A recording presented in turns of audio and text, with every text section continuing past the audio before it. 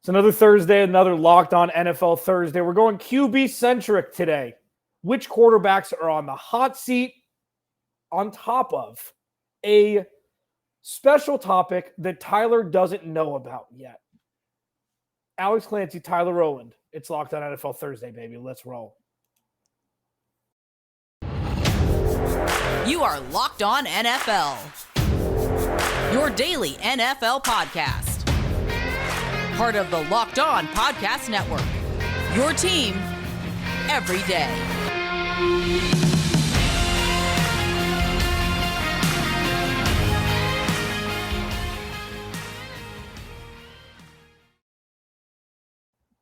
He is Tyler Rowland of Locked On Titans at Tic Tac Titans on Twitter. I am Alex Clancy of Locked On Cardinals at Clancy's Corner on Twitter. Please subscribe to the YouTube channel Locked On NFL. Thank you for making Locked On NFL your first listen each and every day.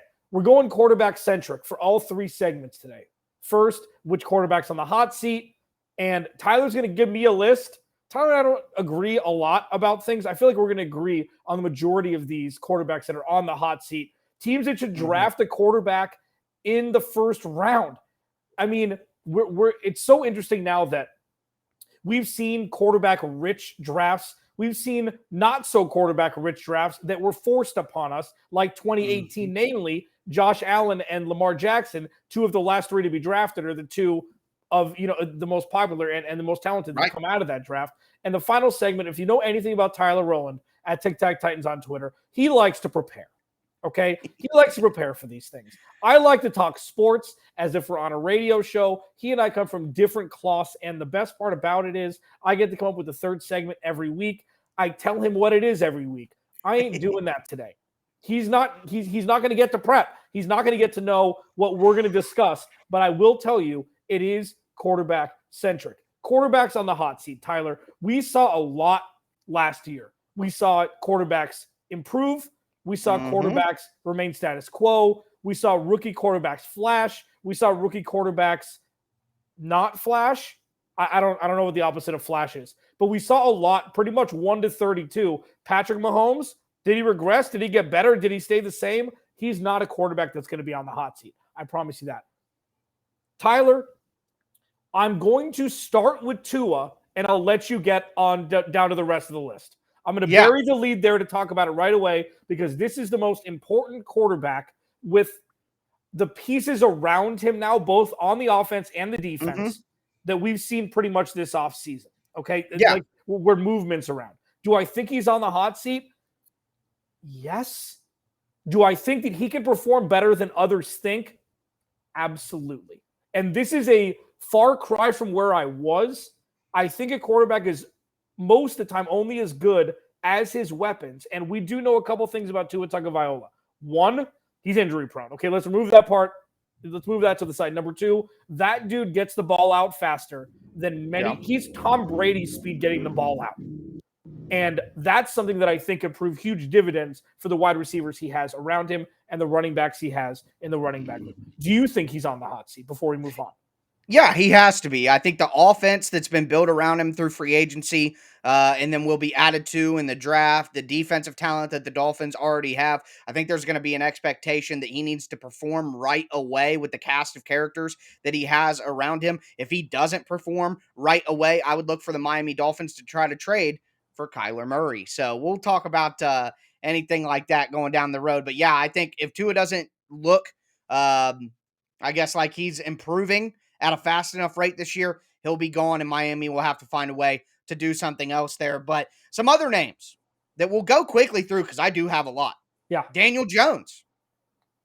No. Ooh, okay. So I guess the way that I'm viewing this is, do you think that they'll be the starter in 2023? Is kind of where I'm at. Yeah. Okay. Yes. All right. I'm with you. I think Brian Dable will give him a chance. Yeah. Jalen Hurts. Will he be the Eagles starter in 2023? Yes, but I don't think he should be.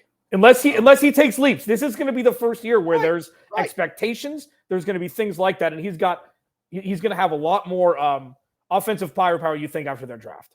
Yeah. I'm kind of I'll say no. I'll say Oh, no. I'll okay. say no. Carson Wentz in Washington in 2023. Yes. Ooh, I will go with no. I think that they'll sour on him just as quickly as everybody else, and I think that basically they'll ship him, they'll cut him, and they'll move on, and he'll get his role as a Ryan Fitzpatrick backup, who people always think might be able to be a starter. Uh, Jared Goff, will he be the QB for the Lions in 2023? Yes. If anything else, if nothing else, I'm a Jared Goff truther. I Right, am. right. I am. Oh, So I will say yes. quite the mountain to land on, but I will say Very no. lonely I up will there. say no. Right. I think the Lions definitely draft a quarterback in either this draft or next draft, and I just don't think that Golf will be able to survive that. What about Drew Lock in Seattle, your favorite team, the Seattle Seahawks? He's not even good enough to be on a seat. So I think it's kind of like an incomplete answer here. I don't Right. think like it's like a running back or it's like a batter, a baseball player that hits it's 1-for-1 with a home run. Hmm. You don't qualify for all the stats at the end of the year. I don't think Drew Right. Lock would even qualify to be on a seat because I don't think he's good enough, and I think we've seen it. Fair enough. Marcus Mariota, quarterback of the Falcons in 2023. A backup. He'll Yeah. be on the team. Yeah, I'm with Yeah. you there. He shouldn't be the starter, but he'll be on the team. Sam Darnold for the Panthers in 2023. I think it's kind of in the same ballpark as Drew Lock, but Right. Sam Darnold's kind of been forced down our throat, being in New York, being drafted so high, Yeah. like yeah. So I think we're on the same. But like I thought when they started 3-0, like everybody else, like oh, what is going on? We thought it was like an Adam Right. Gase, Ryan Tannehill thing that It was near it and was dear a to your heart. competition thing. They were playing crappy teams. Yeah, yeah. So, yeah, Darnold turned back into a pumpkin when he played some real NFL teams. This is a fun one. Jameis Winston. Will he be with the Saints as the starting quarterback in They 2023? love him. They They love him do. in New They Orleans. do. And Dennis Allen hasn't been a good head coach. Yeah. Numbers wise. Dennis Allen was great for that organization. Okay, him and Right. Sean Payton, the 1-2 punch. I get that. We'll see. People in New Orleans love him. So we'll see if he can take that step. If Jameis can have the offensive cocoon around him to be Yeah. able to grow and not throw 30 picks again. I hope so because Jameis is starting to become like this super lovable character. He's lovable. Yeah, And he's you a know what? big teddy bear. I really hope he performs well. So Yeah, I I'm think with you. yes, and I hope yes. Yeah, I like Winston, and I do think that there's some talent there. And I think before he tore his ACL last year, he was looking pretty good. Now he doesn't have the benefit of Sean Payton's offensive play calling, but I do think that Winston will be there in New Orleans in 2023. We talked to Mitch Trubisky with the Steelers. Another guy that I'm kind of a truth like I got eviscerated in our Yes. Twitter DMs about this. Yeah. They were a quadruple doink away from beating the team that ended that like from well, I know it was beating Nick Foles, but they were Right. a Cody Parkey missed field goal chip shot away from winning a playoff game. He had a winning record, I think, in Yeah. Chicago. Yeah. I know that he'll break your back. So will 90% of the quarterbacks that have ever played. Yeah. So the Steelers, I think the Steel City is going to rip them apart, unfortunately. I don't Yeah. think that's necessarily a good fit. But so to answer your question, no, I don't think he's going to be the quarterback for 2023. Speaking of back-breaking quarterbacks, how about this one? Ryan Tannehill, quarterback of the Titans in 2023. Yes or no? You go first. I'll say yes. Because win above replacement here, he's probably Right. the 13th or 14th best quarterback in the NFL, which is better than the 20th or 22nd or 23rd. He's Yep. not going to kill you. He's not. Like he does, but Maybe not consistently, but he Yeah. sure as heck did in that playoff game. Yeah, I know. But having Derrick Henry come back and have to be a superhero, they're a run first offense. And having a really bad, one of the most predictable play caller in the NFL. Yeah, that all hurts as well. Yeah. The last guy that I want to ask you about, Matt Ryan.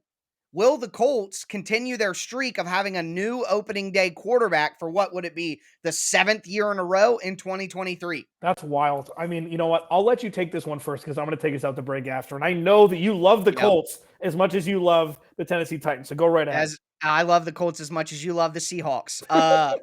But yeah, I think Matt Ryan will be their quarterback in 2023. I think part of getting Matt Ryan is that you know what you're going to get. And even if you get a young quarterback, you can have him develop for a few years because Indy doesn't have a first round pick. So they're not going to have a first round talent at quarterback that would even garner putting in right away. So yeah, with Matt Ryan, I'll say yes, he is the quarterback of the Colts in 2023 and they break their streak. You know what? Another guy that's going to go down in history for the 28-3 downfall. The dude's been a solid quarterback for a decade. You know, a guy, and again, most quarterbacks are like Matt Ryan and Phillip Rivers, etc. Ben Roethlisberger had one of the best defenses we've ever seen in Jerome Bettis when he won the first Super Bowl. He completed, 9 passes in the Super Bowl? Yeah, and they it was the worst quarterback second performance ever as a winner. Yeah, and they lost the second one with Santonio Holmes, James Harrison pick 6 at halftime. Like, Ben Roethlisberger should be in the group of Phillip Rivers and Matt Ryan, et cetera. He just won a couple Super Bowls earlier on. Yeah, I hope so. And I think he'll play till he's 40. Like, I think he'll play till he's 40. If he's going to be looked at as a Ryan Fitzpatrick heavy, as a better version of Ryan Fitzpatrick cool, I think he's going to be a welcome sight in Indy, and I think he may retire there. Alex Clancy, Locked on Cardinals. Tyler Rowland, Locked on Titans. We make up Locked on NFL Thursday. Coming up, which quarterbacks, which teams should be trading or should be drafting quarterbacks, in the 2022 draft, less than a month away. And surprise segment 3. Super excited about it. Coming up next, betonline.net. We've got 3 college basketball games left, baby. I still have 2 of the Final 4. I have Duke and Kansas in the national championship game. I'm alive in all pools. And betonline.net has all the information you need to bring it home for the NCAA tournament and otherwise. BetOnline remains the best spot for all your latest sports developments, including podcasts and reviews for all the leagues this season. It's not just basketball, man. BetOnline is your continued source for all your sports wagering information needs, including live betting and your favorite Vegas casino games. Head to the website or use your mobile device today to learn more about the trends in action. BetOnline, where the game starts.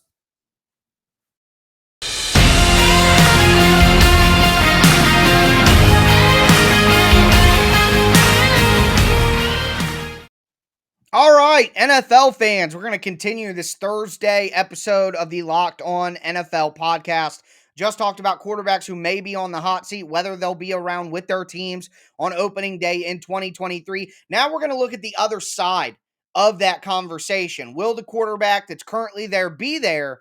And now we need to talk about, should these teams try to get the heir apparent or try to get somebody to compete with some of those hot seat quarterbacks? So we're going to dive into some teams that might look to draft a quarterback and talk about whether or not they should. Before we get into it, I do want to thank you guys again for making the Locked On NFL podcast your first listen every day. Also, check out the Locked On NFL Draft podcast.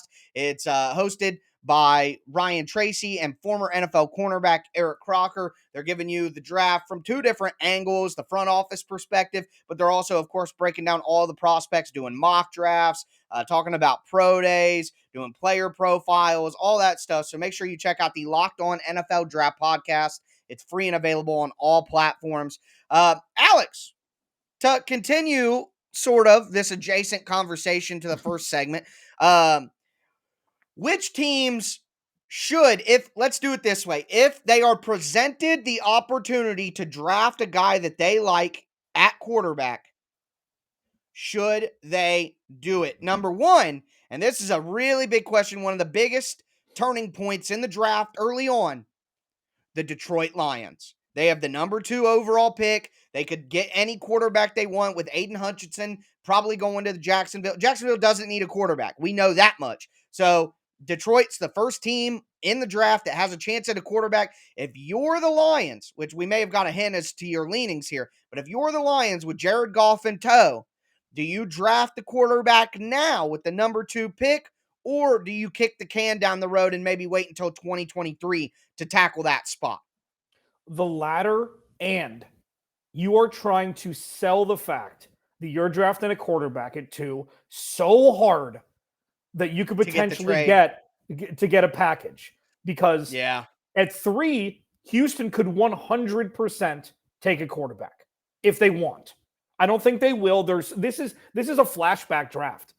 This is like quarterbacks going 1 overall were much fewer and far between. Sure, you had Carson Palmer and Cam Newton, et cetera, but and Jamarcus Russell, but there's some dudes up top that aren't quarterbacks. If you're Detroit, try to get that max value. Try to get that max value for 2. Do I think they should draft Malik Willis at 2? No, I don't. I think they should ride with Jared Goff. You draft an offensive lineman. You draft Evan Neal. You draft an edge rusher. You draft somebody like that. And you keep this nucleus with Amon-Ra St. Brown, and you got DeAndre Swift and Jared Goff with no pressure to perform. Yeah. Right. Like TJ Hawkinson. Put it this way. They had the 3rd overall pick 2 years ago. They passed on Justin Herbert. They passed on Tua when Tua was at all-time high, and they drafted a corner. You do it again. Yeah. What about you? No, I agree with you. Yeah, because there's 2 things. Either you get the guy and he elevates your roster, or you have an incredible roster and then you fit a pretty good quarterback in, and that takes the team to the next level. And I think if you're Detroit, I don't trust any of these not saying that none of these quarterbacks could be good, but I don't trust any of them to be great out of the gate and elevate a roster around them. So for me, keep building that roster up. And then maybe next year you get a high pick. You can get, a Bryce Young. You can get a CJ Stroud. Guys who knows how these guys turn out. But I trust those players more than I trust the quarterbacks in this draft. So if I'm Detroit, I'm with you. I'm taking one of the edge rushers, one of the offensive tackles, trading back, taking a wide receiver, taking a cornerback, and trying to stack this roster up for when they do find a quarterback that they feel comfortable in. How about the Carolina Panthers? Yeah, really quick. I know, because look at this. Like, the NFC North isn't going to be Green Bay's forever.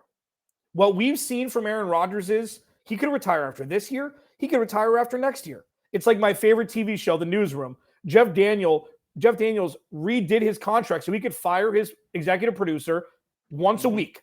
That's what Aaron Rodgers got. He's like, I'm going to play this year, maybe trade me, maybe whatever. If you can stack, if you're Detroit, there is an opening for a very, very weak NFC North to take over. Like, I would take Detroit for the future over Chicago at this point. Like, you have no idea what's going to happen with Justin Fields. At least there's an adult. Yeah. And it's not right now, but for the future, I agree with you. Carolina, 100% take a quarterback. If Malik Willis is there, you draft him. You have a great defense. You have Christian McCaffrey, or you could get 2 first-round picks for Christian McCaffrey. You don't know what you're going to do there. You've got some wide receivers. You got DJ Moore locked up to a long-term deal. The offensive line's getting better, 100%. Plus, there's no pressure to perform in Carolina. Yeah, well, and I think if you're Carolina, Matt Rule's on the hot seat. And there's 2 routes you can go. Either you win enough to you save your job, or you get a young quarterback that you can sell to the owner, give me 1 more year to develop my quarterback that we picked, and save your job that way. And I think that Matt Rule, no matter what, will take a quarterback in this draft. So even if the team doesn't win a lot of games this year, he can sell the potential of the quarterback, just like we saw in Chicago. Hey, give me 1 more year with Justin. I'll build him up, blah, blah, blah, blah, blah. So I see that as a similar route to keep your job for 1 more year. So I think that the Panthers should go ahead and draft the quarterback. The Atlanta Falcons, do you think that they should go ahead and take a quarterback or not?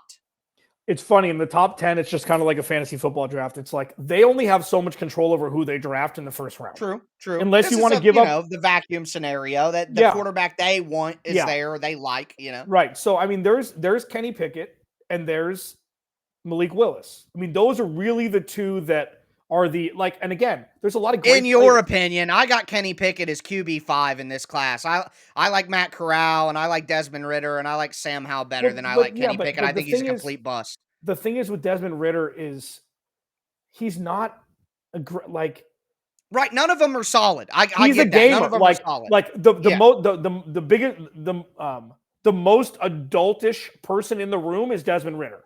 Yeah, leader-wise, intangible-wise, he's ready. Yes. But he can't throw the rock like everybody else can, and that's what you need in the NFL nowadays. Until you prove me wrong, until he's proven wrong, whatever. I do think Atlanta needs to do something. Like, you drafted Kyle Pitts last year. That looked like, in hindsight, maybe not the greatest move, even though he was their offense for the majority of last season, even though he didn't get in the end zone until later on in the year. I'm not drafting a quarterback, I don't think, if I'm Atlanta. I'm not either, because their roster is so bad that if you put a rookie in there, he's guaranteed to fail because the rest of the roster is so bad. They might have the worst roster in the NFL right now. And look at their wide receivers. I mean, Olamide Zaccheaus is their best wide receiver on the team. You can't put a rookie quarterback in that spot. And Marcus Mariota is going to get hurt. And when he gets hurt, which death, taxes, and Marcus getting hurt, when he gets hurt, you don't want to ruin a young quarterback's confidence and maybe his health by putting him out there with those weapons. So I'm with you there. Rapid fire through the last couple ones here. Your favorite team, the Seahawks. Should they draft a quarterback? Yes or no? No. I'll say yes. I think they should. I think that their roster is significantly better than the Panthers or the Falcons or the Lions, even though it's not a great roster. But I think if they got a good rookie quarterback in there and they ran it like the early Russell Wilson days, they might be able to be decent. I guess like Malik Willis on Seattle, I think would be a good fit. The Washington Commanders. Oh my gosh. Hate that name. Why are we rapid firing through these tough ones? They're not very tough to me. I'll help you out. Yes. What number do they have? Oh, they're 11. Yeah. They're at 11. Yeah. Yeah. Because they give a chance. Like they're gonna have the pick of what they want. You would think, unless they want to make a move, like we've seen it before. Right. We've seen them do this before from close to the same position, move up and draft RG3. So we'll see. But I mean, yes, I guess in a vacuum, sure. Yeah, I just think that Wentz is such a guaranteed miss that draft your and I don't think that their roster is awful. Like I think they have a good. I mean, they have a playoff level defense when they're healthy. So I like Washington's roster pieces, and I think that they're good enough there that they could throw in a rookie quarterback like your guy Kenny Pickett. The last one is the Steelers. Yeah. That's the last one I got. What do you think? We'll go on to surprise topic. I'll say yes. I feel pretty similar about Trubisky as I do Wentz. They're not the answer whatsoever, and the Steelers have a good enough roster on defense and the weapons that I think they could put a rookie quarterback in there and it wouldn't ruin them. So I'll say yes. If you put a good quarterback on that roster, that is a 10 or 11 win team. Yes, I agree. Deontay Johnson is the most underrated wide receiver in the NFL. I know he gets hurt. He's got the dropsies, but watch that kid play. And Claypool, like in the right, if you have a quarterback that doesn't have a noodle arm, Chase Claypool is an absolute game changer. Najee Harris, etc. And that defense, TJ Watt and Devin Bush stop it. Yep. I'm with you. Alex Clancy, Tyler Rowland. Surprise segment next. Locked on NFL Thursday.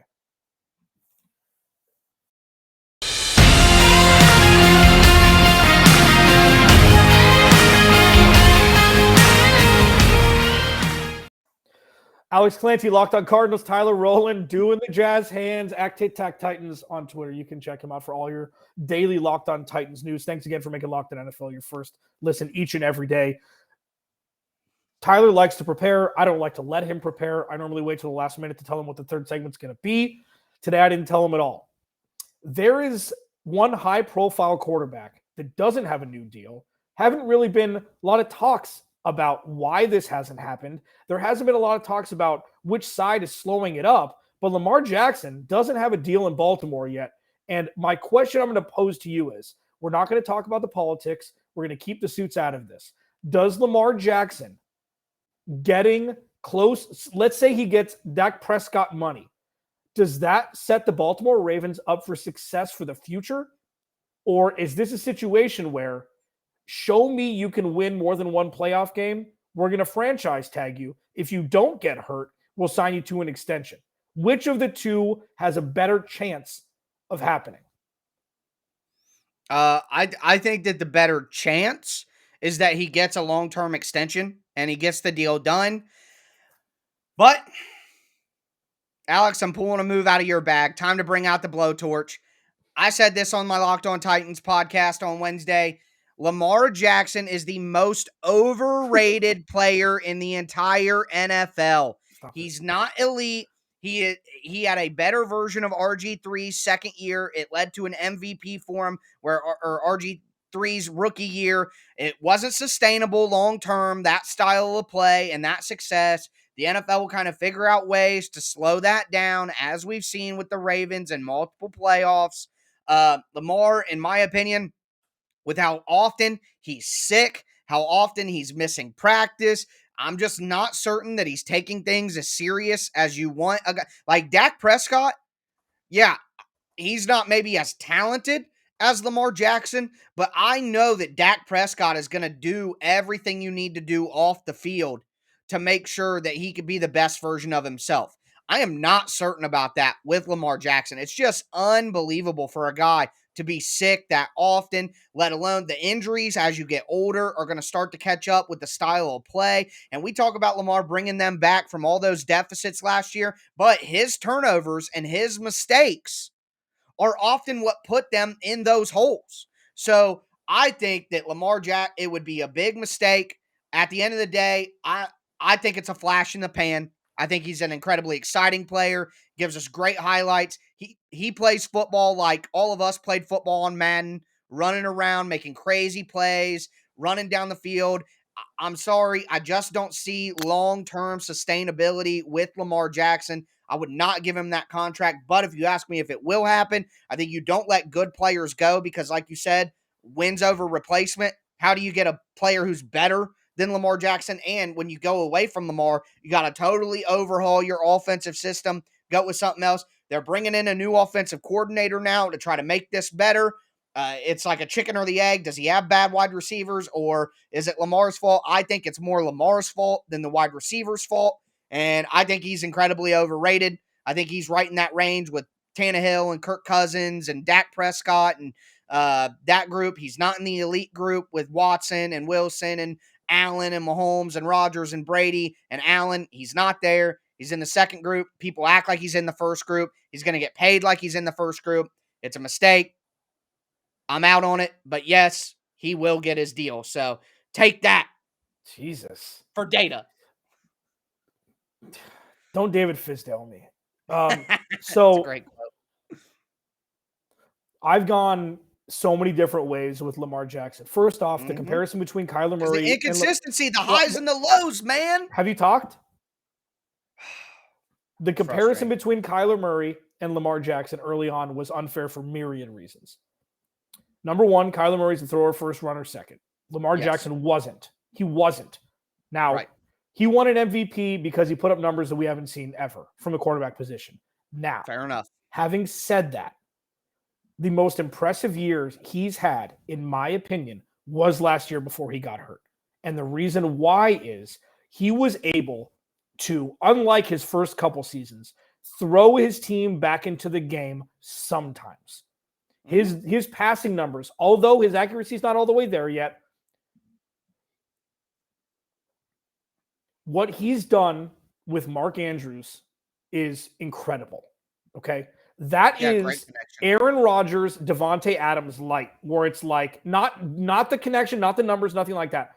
The fact that everybody knows Mark Andrews is getting the ball and he still gets the ball, that's special. That is an elevated quarterback that we saw from the first 2 years. His rookie year, they used him at his best strength at the time. He didn't know the offense very well. They had two other good running backs with Mark Ingram, and I can't remember was it Alex Collins? I can't remember who the other one was, and Lamar Jackson. Okay. They Tim Tebow'd the hell out of their rushing numbers, and they won games. They got to the playoffs. Phillip Rivers and the Chargers went there and beat them. They were just a better team. Lamar Jackson wasn't ready. They almost came back and won that game. Now, the second year when he won the MVP, it was just, he is one of the most fun players to watch ever, because he's like, I call it like a duck. True. He's like a duck. Okay. Ducks glide on the surface, but they're mowing their flappers under the water. When he's running, it's like he's on one of those flat conveyor belts at the airport, and everybody else is running outside of it. He is so smooth. He knows all the angles, and he's big. He's 6'3". So those things that he has in his bag, if next year he can continue. And last year, the reason why I think he was the MVP before he got hurt was everybody was hurt. Everybody was hurt. Everybody. His whole defense, everybody was hurt. If he can expound upon that this year and actually really become a B- pocket passer or a B pocket passer, a guy that have his completion percentage get close to 70%, where a 3rd and 8, you can trust him to throw that ball between defenders. This dude could be a perennial MVP candidate. He needs to take that next step. I think they need to pay him, lest we forget. John Harbaugh was about to be fired before he got that contract extension. He was on the hot seat. He was on his way out, and they extended him. They just gave him a 3-year contract extension again. This is him and Lamar's show. Baltimore loves him. The team loves him. And he is the bona fide leader of that organization. And he's still pretty young. Okay. I have this issue with Kyler Murray. People expect everybody to be Patrick Mahomes. Aaron Rodgers is one of the worst leaders we've ever seen in the NFL. Okay. He's not that. He's a kid. He's growing up in front of our very eyes. I was a Lamar Jackson other side guy like you. I've seen him grow up, and I think that he is the right choice. He's not the most talented quarterback on the full spectrum, but I definitely think I trust him to win games over Dak Prescott. I definitely trust him to win. Look at all the weapons Dak Prescott. Are you kidding me? We're going long. Tyler and I only get to talk once a week. I just want to say I would take Kyler Murray over Lamar Jackson if I had to start my franchise today. Well, so, and listen, that's a debate. We can do that next week. We got a lot of time. Okay. We're not going to do this on the tail end of a podcast. We've gone 5 minutes over already. But I will say Lamar Jackson he's starting to blossom, and Baltimore fans are tough. Okay. I've gotten into arguments with them. The reason why Locked On Cardinals is a 4-star review instead of a 5 is because of Baltimore Ravens fans. Okay? So I will say that Lamar Jackson has truly shown growth. And if he can stay healthy, we could see spectacular things from him. And I do think he's at least worth the Deshaun Watson contract in Houston, 4 for $160 or whatever it was. It was less than the max. I think he deserves it. Honestly, I do. Alex Clancy, Tyler Rowland, this has been fun. I'm going to do a surprise segment every week now. That's your fault.